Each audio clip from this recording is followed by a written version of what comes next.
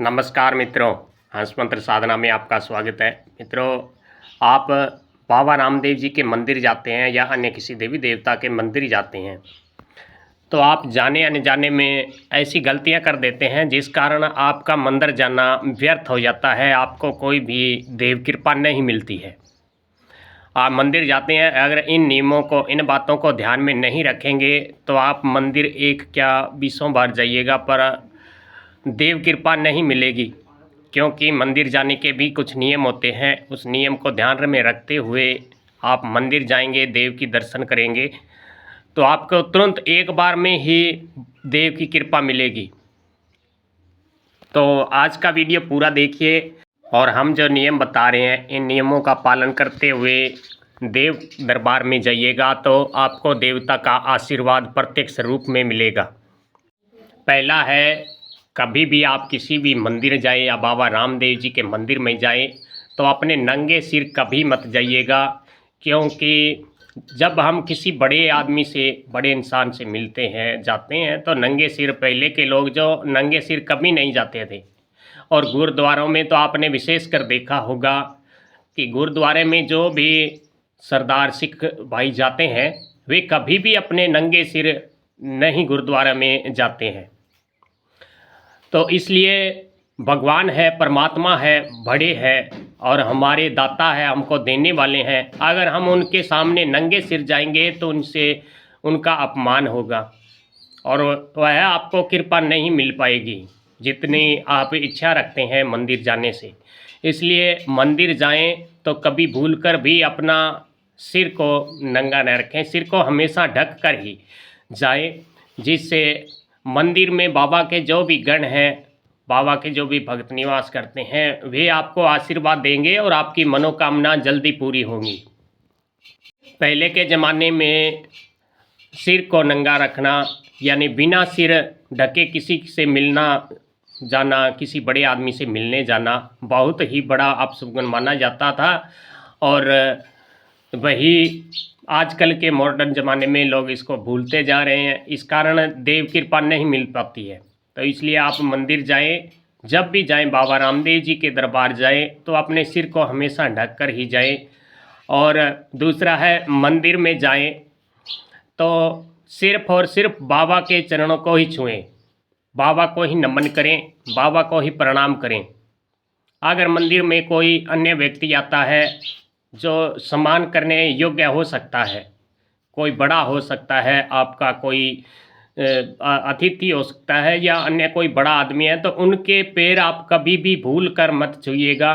क्योंकि अगर आप भगवान के दरबार में, बाबा रामदेव जी के मंदिर में अन्य किसी सामान्य आदमी के चरण छूएंगे तो इससे भगवान का, बाबा रामदेव जी का बहुत बड़ा अपमान होगा। क्योंकि मंदिर में सबसे बड़े, इस सृष्टि के सबसे बड़े भगवान हैं बाबा रामदेव जी और वही बड़े हैं, सब उनसे छोटे हैं। इसलिए मंदिर में भूलकर भी किसी के चरण स्पर्श न करें। चरण स्पर्श सिर्फ बाबा रामदेव जी के ही करें, अपने इष्ट का ही करें, जिससे उनका आशीर्वाद मिलेगा। तीसरा है, जब भी आप घर से मंदिर जाएं तो मुख्य गेट से निकलते ही धरती माता को प्रणाम करके अपने सीधे हाथ से और आशीर्वाद लें कि मैं अपने इष्ट को, अपने कुल देवता, अपने भगवान के मंदिर जा रहा हूँ, उनका आशीर्वाद लेने जा रहा हूँ, आप हमारे ऊपर कृपा करना। जो भी व्यक्ति इस प्रकार से मंदिर जाता है उसको देवता की कृपा जरूर मिलती है। तो चौथा है, जब भी मंदिर जाते हैं आप तो खाली हाथ मत जाइएगा, अपने हाथ में कुछ लेकर जरूर जाएं, चाहे आप 2 फूल ही लेकर जाएं। क्योंकि हम किसी से मिलने जाते हैं तो खाली हाथ नहीं जाते हैं। चाहे आप, अगर आपके पास रुपया पैसा नहीं भी है तो आप 2 फूल ही लेकर जाएं, जिससे देवता आप पर प्रसन्न होंगे। और मंदिर में जब भी दर्शन करने के बाद अपने घर आएँ तो वहाँ से खाली हाथ न आए, मंदिर में से कुछ लेकर आए। जैसे बाबा रामदेव जी के चरणों में पड़ी भभूत ले आए, या उनके चरणों में कोई रखा हुआ फूल या अन्य चीज़ आप उसे लेकर आएँ, अपने घर में रखें, अपने पूजा स्थान में, अपने फर्श में रखें। तो ऐसी चीज़ें हैं जो पवित्र होती है और उनके साथ देव की कृपा आती है। घर में कोई किसी प्रकार का अनिष्ट होता है तो उसका नाश हो जाता है।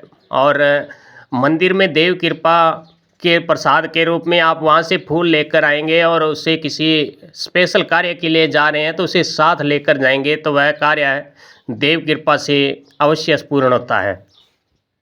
और अपने कुल देवता या कुल देवी के मंदिर जा रहे हैं तो साल में एक बार तो जाएं और वहाँ अपने कुल देवता को वस्त्र, जो भी कुल देवी है तो उनके नाम के श्रृंगार की वस्तुएं, चुनरी मैया को ज़रूर चढ़ाएं, जिससे देव शक्ति प्रसन्न होती है और आपको आशीर्वाद देती है।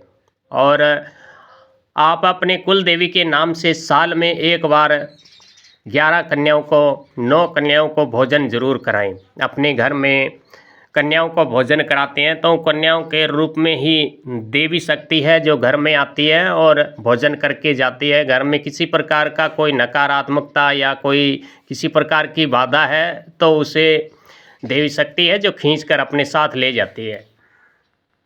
और मंदिर में जब भी जाएं, अपने देवता के या देवी मंदिर में जब भी प्रवेश करें, मुख्य गेट में प्रवेश करें तो सबसे पहले मंदिर के शिखर है जहां कलश स्थापित होता है और ध्वजा होती है, उन्हें प्रणाम करके और चौखट को चूम के ही मंदिर जाएं या चौखट को नमन करके ही मंदिर में प्रवेश करें, जिससे मंदिर में निवास जो भी देव की शक्तियाँ होती है, देवी की योगनियाँ होती है, वे उस साधक पर अपनी दृष्टि डालती है और जो सम्मान के साथ मंदिर में प्रवेश करता है उन्हें देव की पूर्ण कृपा मिलती है।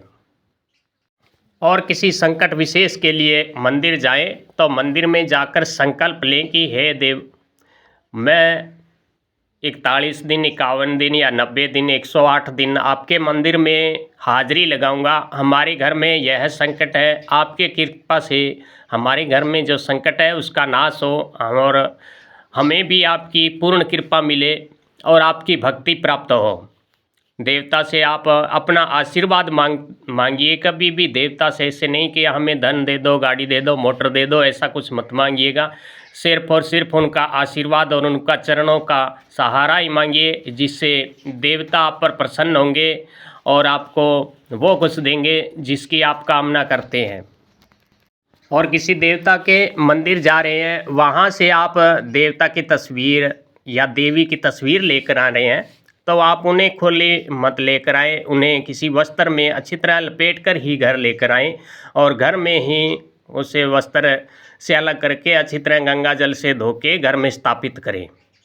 तो मित्रों, अगर आप इन नियमों का ध्यान रखते हुए अपने इष्ट देवता, अपने कुल देवता के मंदिर जाएंगे तो आपके कुल देवता का आपके घर में आशीर्वाद होगा और आपकी समस्त मनोकामना पूरी होगी। जय रामदेव बाबा, खमागणी।